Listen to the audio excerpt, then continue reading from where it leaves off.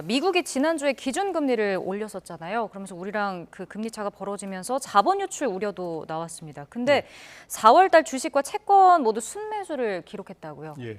그렇습니다. 뭐 사실 저 같은 경우는 금리 차가 벌어진다고 해도 뭐 자본시장에서 외국인 투자 자금이 이탈하지는 않을 것이다라고 수차례 얘기를 해왔었습니다. 네. 그 이유는 기존에 우리나라가 미국과 금리 차가 역전된 적이 여러 번 있었습니다. 최소 한 4회 정도 있었는데요. 한 번도 주식시장과 채권시장에서 동시에 외국인 투자 자금이 이탈한 적이 없었습니다.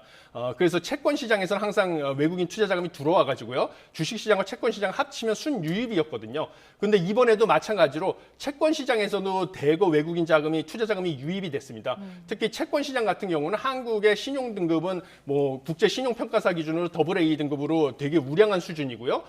그래서 한국의 채권 같은 경우는 상당히 우량하고 안전자산으로 여겨지고 있고 채권 시장의 투자 자금은 외국의 중앙은행 아니면 연기금, 국부펀드가 투자를 하는 거기 때문에 장기 투자 자금이라서 단순히 금리 차만 가지고 빠져나가지는 않습니다. 그다음에 최근에 주식시장에도 외국인 투자 자금이 들어오는 이유는 미국의 금리 인상이 거의 막바지에 다다랐다. 라는 것과 최근에 미국의 고용 지표가 상당히 호조를 보이지 않았습니까? 실업률은 오히려 떨어지고 그런 것이 오히려 미국이 경기 침체가 없이 그냥 연착륙을 한 다음에 요번에 물가 인플레이션 그 압력을 갖다 극복할 수 있는 것이 아니냐 이런 생각을 해서 좀 위험 자산, 고수익, 고위험 자산에 대한 선호 심리가 살아나다 보니까 한국의 주식시장에도 외국인 투자 자금이 들어온 것으로 보여가지고요. 오히려 금리 차는 벌어졌지만 주식시장, 채권시장으로 외국인 투자 자금이 오히려 들어오는 것으로 보입니다. 예.